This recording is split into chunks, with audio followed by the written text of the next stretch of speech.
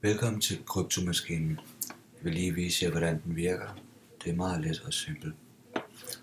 Først skal vi indsætte en tekst. Jeg har kopieret en tekst i forvejen.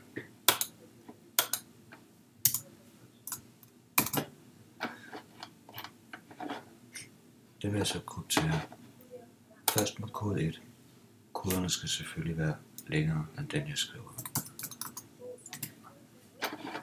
Og vi krypterer den.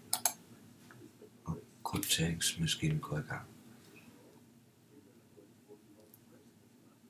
Vi kan kryptere den krypterede tekst også, hvis vi ønsker mere sikkerhed. Så er den krypteret første gang.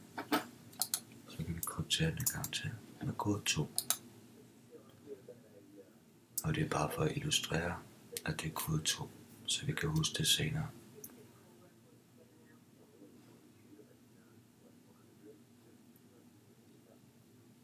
Kode 2. Så vælger jeg, at vi spejlvender teksten. Lup. Og så koder vi den en gang til. Krypterer den.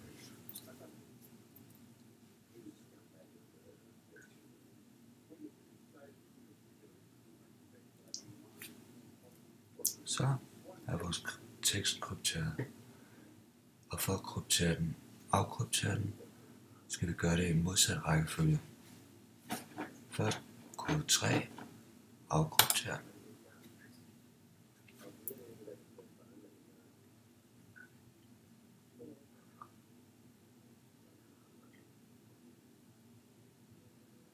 Derefter spejlvender vi teksten.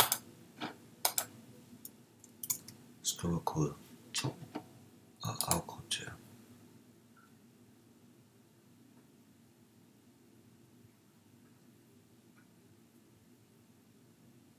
Så mangler vi kun den sidste kode.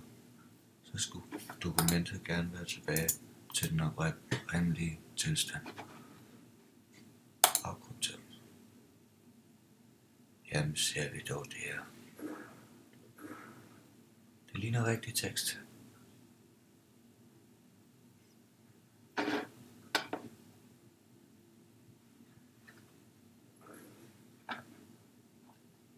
Perfekt.